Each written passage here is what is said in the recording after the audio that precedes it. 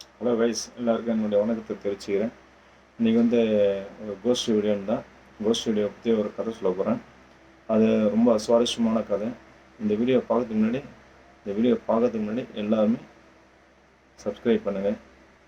Subscribe பண்ணிவிட்டு video போய் பாருங்கள். ஓகேங்களா? லைக் பண்ணுங்கள், ஷேர் பண்ணுங்கள், கமெண்ட் பண்ணுங்கள், எல்லாமே பண்ணுங்கள். நம்ம வீடியோவில் வந்து யாரும் வியூஸ் நிறைய வரமாட்டேங்குது.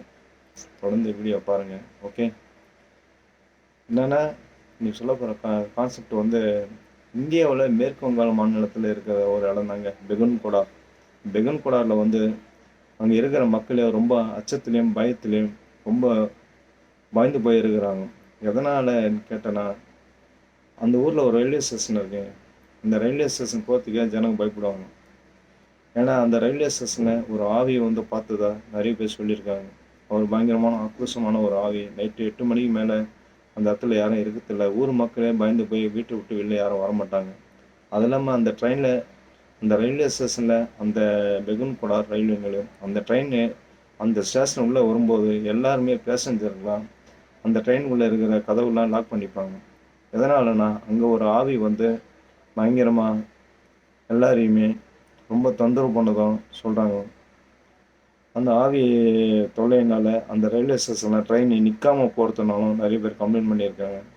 ஆனால் அங்கே வர ஸ்டேஷன் மாஸ்டர்லேருந்து நிறைய பேர் அந்த இடத்துக்கு வரத்துக்கு ரொம்ப பயப்படுறாங்க. நிறைய பேர் ட்ரான்ஸ்ஃபர் வாங்கிட்டு போயிடுவாங்க. அப்படியே ஒரு காலகட்டத்தில் ஒரு ஸ்டேஷன் மாஸ்டர் மோகன்றவர் அந்த இடத்துக்கு வராரு. அந்த இடத்துக்கு வந்து அப்பாயின்மெண்ட்டாக வர ஸ்டேஷன் மேனேஜரை. அவர் டியூட்டி டைமில் வந்து நைட்டு ஒரு 8 மணிக்கு வந்து 8 மணிக்கு அந்த டைமில் வந்து ஒரு ட்ரெயின் வருதுங்க. அந்த ட்ரெயின் வந்து பயங்கர ஃபாஸ்ட்டாக வருது. அந்த ட்ரெயினை வந்து ஒரு லேடியை வந்து அந்த ட்ரெயினுக்கு ஏற்ற மாதிரி ட்ராக்கில் ஓடி வராங்க. ஓடி வந்து அந்த ட்ரெயினை பிடிக்கிறதுக்கோசரம் ஓடி வராங்களா, எதுக்கு வராங்கன்னு அந்த ஸ்டேஷன் மேனேஜருக்கு ஒரு கன்ஃபியூஷனாக இருந்தது. அதுக்கப்புறம் பார்த்தா அந்த இடத்துல அந்த லேடிஸும் காணும், ஒன்றையும் காணும். சரி, அதுக்கப்புறம் மறுநாள் வந்து அந்த ஸ்டேஷன் மாஸ்டர் வந்து அதே இடத்துல அவருடைய ரூமில் அந்த ஆவியை அவருடைய சேரில் பின்னாடி பக்கம் திரும்பி உட்காந்துருக்க அந்த ஆவி அதை பார்த்துட்டு அவர் பயந்துட்டு வெளில போயிருக்காரு. கொஞ்ச நேரம் கழிச்சு அந்த ஆவி வந்து வெளியில் ஜன்னல் ஓரமாக நடந்து போகிறதையும் அவர் பார்த்துருக்காரு. அதை வாட்ச் பண்ணியிருக்காரு. நீ யாருன்னு கேட்டிருக்காரு. அந்த ஆவி போயிட்டே இருக்கு, நடந்து போயிட்டே இருக்கு. இவரும் பின்னாடியே போகிறாரு. ஆனால் இருந்தாலும் அந்த ஆவி வந்து குரல் கொடுக்காமல் அப்படியே திரும்பி போயிட்டே இருக்கு. இவர் அதை பார்த்து பயந்துட்டார். சரி, அன்றைக்கி நைட்டு வந்து அவர் ஸ்டேஷனுக்குள்ளே நைட்டு ட்ரெயின், லாஸ்ட்டு ட்ரெயின் முடிஞ்சு போச்சு. ஸ்டேஷனை கூட்டிகிட்டு கிளம்புறாரு. மறுநாள் வந்து அதே டியூட்டி டைமில் நைட்டு 9 மணிக்கு ஒரு ட்ரெயின் வருது. அந்த ட்ரெயினில் அந்த ஆவி வந்து ஆவியை பார்க்குறாரு. கண்ணால் அவர் பார்க்குறாரு. அந்த பெண்ணு வந்து ஏற்கனவே அந்த இடத்துல இறந்து போயிருக்கா, நிறைய ஊர் மக்கள்லாம் சொல்லியிருக்காங்க.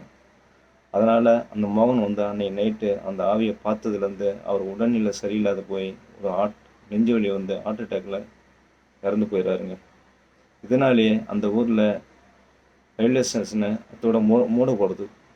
மூடி கொஞ்ச நாள் 42 வருஷம் கழிச்சு தான் அந்த ரயில்வே ஸ்டேஷனை திருப்பி ரீஓப்பன் பண்ணலாமா வேணாமான்னு அப்படியே ஒரு மக்கள் வந்து பீதி அடைஞ்சிருக்காங்க.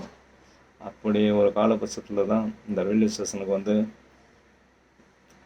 5 மணிக்கு மேலே யாரும் இந்த ரயில்வே ஸ்டேஷனில் இருக்கக்கூடாது, அதுதான் கடைசி ட்ரெயின்னு சொல்லி ஒரு உத்தரவு வருது. அந்த உத்தரவு வந்த பிறகு அந்த 5 மணிக்கு மேலே யாருமே அந்த ரயில்வே ஸ்டேஷனுக்கு யாரும் வரத்து கிடையாது.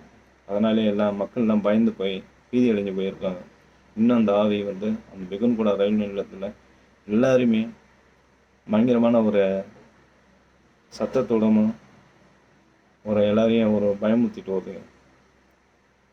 இதுதாங்க இதனுடைய கதை. இந்த வீடியோவில் நான் அந்த இடத்த காட்டுறேன், பாருங்கள். இந்த வீடியோவை தொடர்ந்து பாருங்கள். என்னுடைய வீடியோவை உங்களுக்கு பிடிச்சிருந்தால் லைக் பண்ணுங்கள், ஷேர் பண்ணுங்கள். ஓகே கைஸ், என்னுடைய வணக்கத்தை தெரிவிச்சுக்கிறேன்.